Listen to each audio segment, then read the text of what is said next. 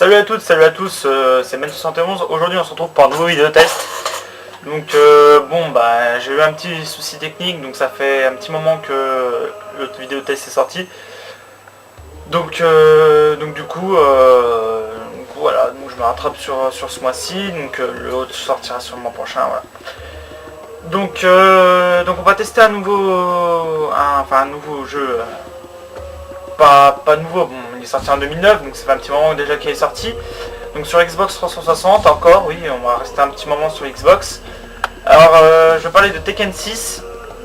Alors l'éditeur et le développeur, donc c'est Namco Bandai. C'est un type combat, hein, donc voilà. Il est sorti en France, donc je disais le 30 octobre 2009. Et donc ce jeu est déconseillé aux moins de 16 ans. Ce qui est normal, c'est un jeu de combat, donc au moins de 16 ans, je pense que c'est à peu près l'âge que j'aurais aussi de. Alors voilà, bon, Tekken 6 sur Xbox 360, c'est pas non seulement Tekken 6, c'est toute une histoire. Moi je sais que je suis un grand fan de Tekken. J'ai vu il n'y a pas si longtemps qu'ils avaient mis Street Fighter versus Tekken. Je trouve ça complètement nul parce que bon, quand on connaît Tekken, bah on joue pas à Street Fighter et vice versa. Bon, je laisse passer, je vous montre vite fait l'intro. Elle est pas mal.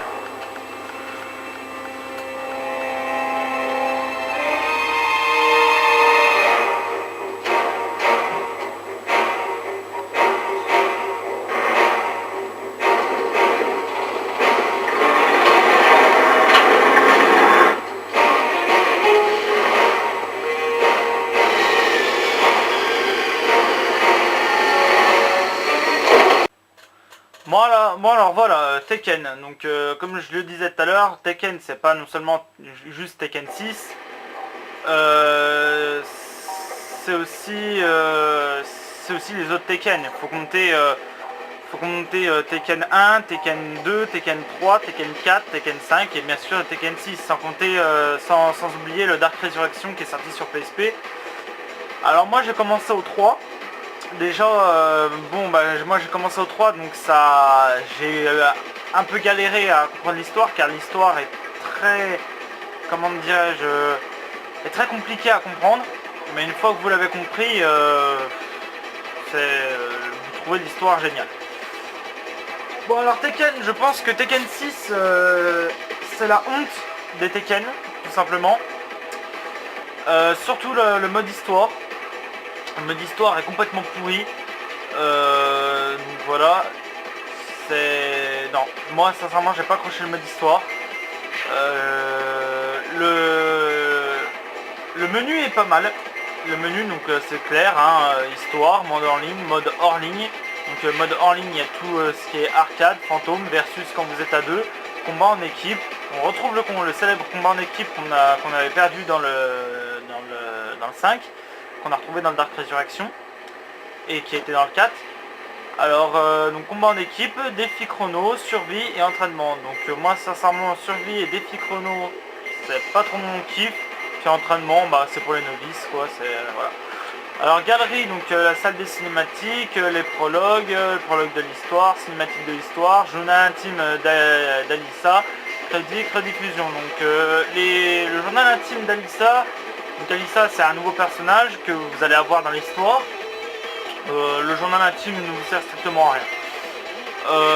Profil, donc c'est votre profil à vous pour personnage en ligne. Comme vous voyez Devil Jin. Là c'est tout moi qui l'a personnalisé car je suis un grand fan de Devil Jin. Donc voilà. Donc les options, après options de jeu, options sonores, configuration de manette, options supplémentaires. Vous avez tout cinétique, paramètres d'affichage et donc si vous voulez mettre par défaut, vous mettez par défaut. Alors je vais vous montrer vite fait le mode histoire, car le mode histoire en fait est vraiment nul. Ce jeu est plus un jeu genre je sais pas, MW3 où le scénario est complètement à chier mais le multi est pas mal. Donc voilà. se retrouve tout de suite pour l'histoire. Alors le mode histoire, on a en coopération en ligne ou solo, donc moi je prends tout le temps solo. Donc au fur et à mesure que vous évoluez, vous débloquez les personnages. Donc, moi je garde Lars. Alors c'est pas terrible, le mode histoire est vraiment pas terrible. Alors voilà, bah, ça c'est mon parcours pour le moment. Moi je suis resté coincé ici, ici et ici. Alors voilà. Ici c'est l'arène où vous débloquerez les cinématiques de fin et de début, donc l'arène du célèbre championnat du monde. Alors je vais vous en montrer un déjà que j'ai déjà fait, Heihachi par exemple.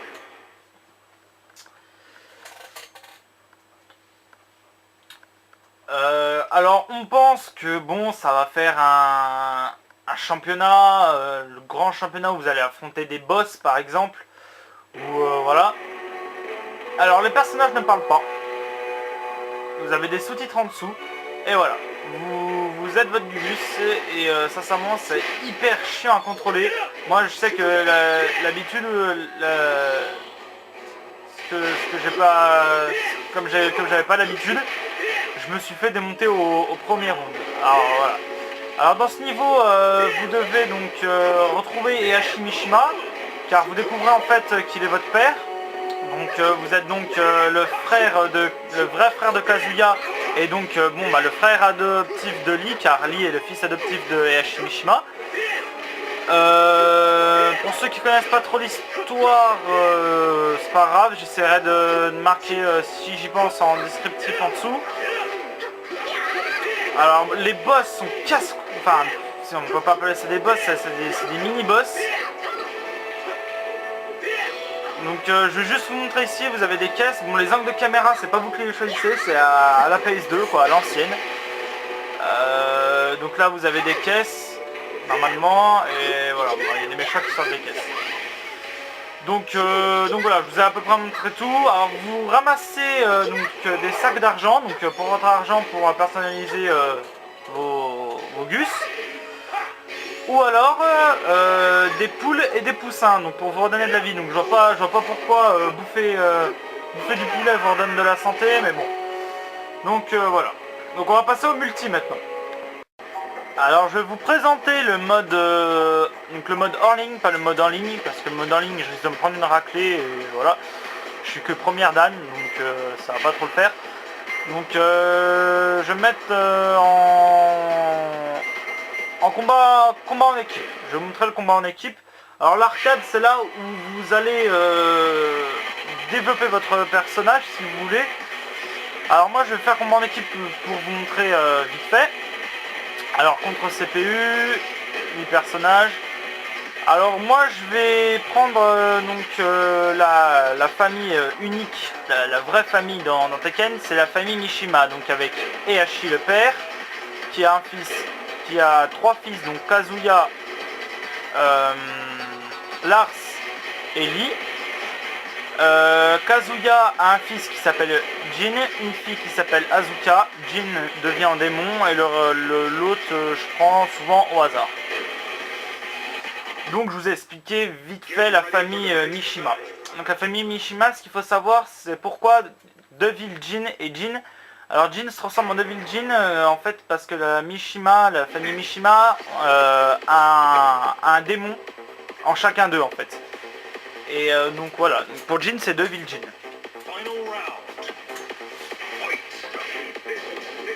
Alors les touches sont assez basiques. Alors c'est A et B pour tout ce qui est coup de pied et coup de genou. Tout ce qui est plutôt haut du corps c'est X et Y. Donc c'est pas mal. Alors après il y a les prises. Donc par exemple BY ça fait une prise, ainsi que X et A ça fait une autre prise. Et on a les combos, donc les combos avec XY ou alors A et B. Donc jusque là c'est pas méchant. Mais quand vous connaissez pas ça, c'est sûr que vous allez galérer comme des tarés. En ligne vous allez galérer comme des tarés. Donc voilà, bon ben c'est la fin de notre vidéo test.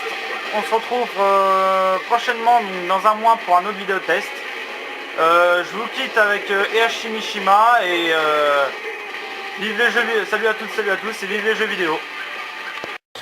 Ah oui aussi, j'ai un blog qui sera marqué, à la fin de cette vidéo. Donc oubliez pas de vous abonner à ma chaîne, aimez ou aimez pas, commentez mes vidéos. Venez nombreux sur le blog, vous pouvez parler et échanger des trucs avec moi. Bon allez, salut!